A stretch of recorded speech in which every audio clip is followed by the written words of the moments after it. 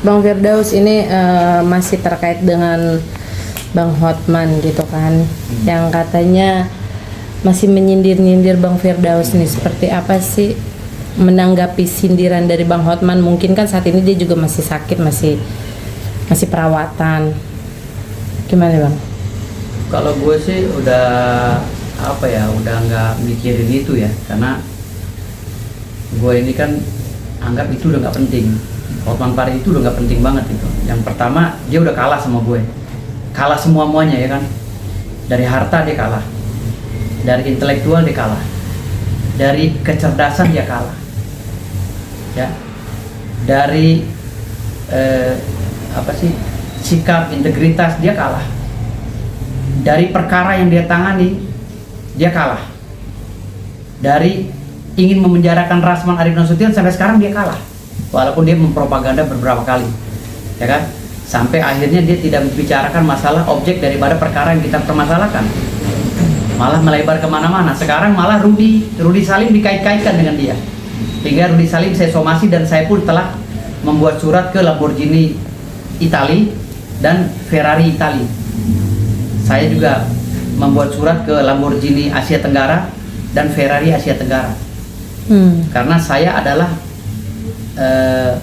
seorang customer yang akan membeli Ferrari dan Lamborghini.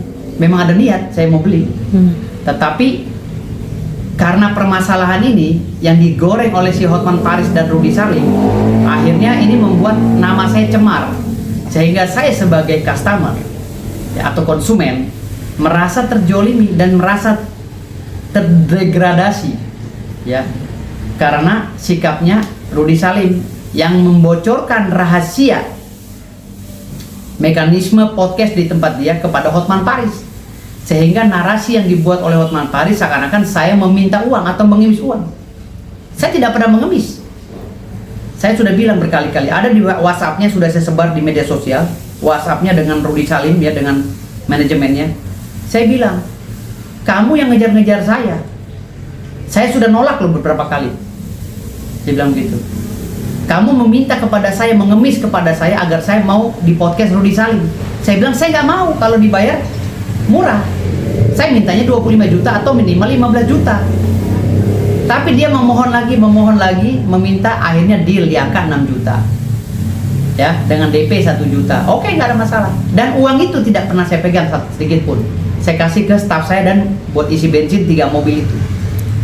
Dan 15 paket hoka-hoka bento itu biasa tuh saya. Kalau dipanggil podcast, saya selalu minta untuk staff-staff saya yang datang. Sanggup? Anda sanggup? Saya akan datang untuk memeriahkan podcast Anda atau YouTube Anda. Kan ada take and give, ada simbiosis mutualisme yang terbangun di sini. Kenapa harus dibicarakan masalah hal remeh-temeh, hanya uang 6 juta honor daripada narasumber kepada Hotman Paris oleh Rudy Salim? Sementara Rudy Salim mengaku dia adalah public marketing ya, yang membranding PT Ferrari dan PT Lamborghini Indonesia agar PT Lamborghini Indonesia dan PT Ferrari bisa terangkat namanya dan bisa laku keras dagangannya. Tapi dengan sikapnya Rudy Salim hari ini sama dengan menjatuhkan brand Lamborghini loh. Saya diwawancara itu di depan Lamborghini dan Ferrari yang mau saya beli, gitu loh. Bagaimana saya seorang konsumen yang berniat baik ingin membeli Lamborghini dan Ferrari itu, tapi nama saya dijatuhkan hanya dengan propaganda dan framing uang transport podcast 6 juta. Bisa dibayangkan, di dunia manapun tidak ada orang segila, kalau ini benar ya, segila Rudy Salim dan Hotman Paris. Kenapa?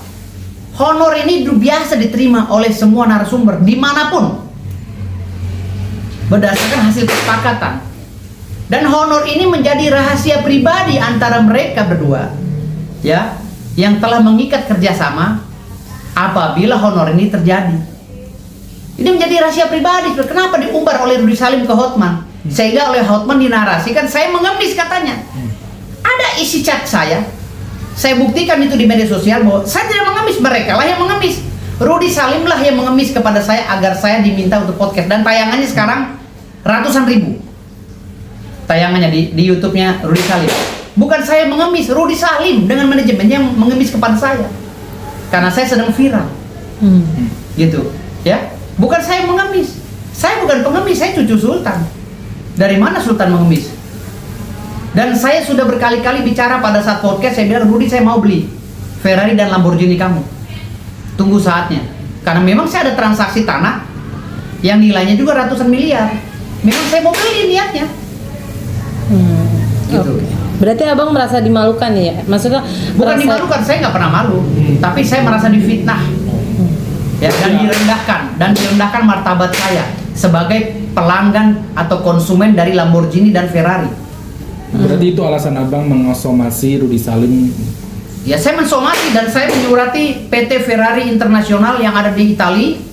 Saya menyurati PT Lamborghini Internasional yang ada di Italia. Dan saya juga menyurati PT Lamborghini dan Ferrari yang ada di Asia Tenggara. Dan saya juga menyurati PT Lamborghini dan Ferrari yang ada di Indonesia. Karena ini akan menjadi presiden buruk bagi penjualan Ferrari dan Lamborghini Indonesia. Gitu loh. Saya seorang konsumen yang berniat ingin membeli loh. Bahkan di dalam celutukan saya itu saya sempat bercanda sama Rudy Salim. Saya bilang kalau 30 miliar murah, ada nggak yang 100 miliar? Dan itu benar. Saya mau membeli seharga 100 miliar kalau memang ada. Karena saya ada transaksi tanah nilainya ratusan M. Apa salah saya di situ? Gitu. Karena juga perdebatan ke Hotman Paris juga ya bang? Ya karena kenapa bisa dibocorin ke Hotman Paris yang menjadi rahasia pribadi? Kok bisa menjadi konsumsi publik? Gitu loh. Masalah transportasi untuk staf-staf saya itu, masalah makanan hoka-hoka bento untuk staf-staf saya itu. Saya demi Allah, demi Rasulullah, haram lidah saya kalau saya makan itu. Haram. Demi Allah, demi Rasul, saya lagi puasa. Nggak ada yang saya makan. Karena saya mau membahagiakan staf-staf saya. Kalau you butuh saya ada pengawal, ada supir, ada staf saya, silakan. You punya duit, undang saya. You nggak punya duit, nggak usah buka podcast.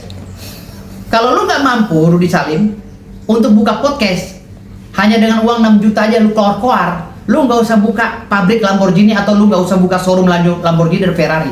Itu memalukan brand besar di dunia. Itu mobil brand besar loh. Mobil Lamborghini dan Ferrari itu harusnya menuntut Rudy Salim dan Hotman Paris. Kenapa? Karena ini bukan masalah 6 juta, ini ada kausalitas, ada kaitan satu sama lain. Saya membuat podcast di depan Lamborghini dan Ferrari yang ingin saya beli.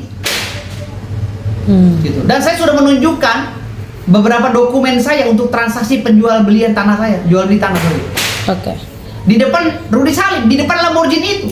Dan saya sudah bilang kalau ini dibayar, saya bayar Lamborghini Anda. Bahkan saya mau beli 10 unit Ferrari dan Lamborghini. Gitu. Sudah niat ya bang? Udah niat memang. Dan niat saya itu harusnya di backup terus, di follow up terus oleh si Rudy. Jangan melihat karena penampilan saya begini saya dianggapnya tidak punya uang. Salah itu bukan jiwa marketing namanya. Kalau jiwa marketing itu setiap ada orang yang berniat, langsung dia merayu terus. Itu jiwa marketing. Ini bukan merayu saya untuk membeli Lamborghini dan Ferrari, malah saya dijelekan oleh Rudy Salim melalui Hotman Paris.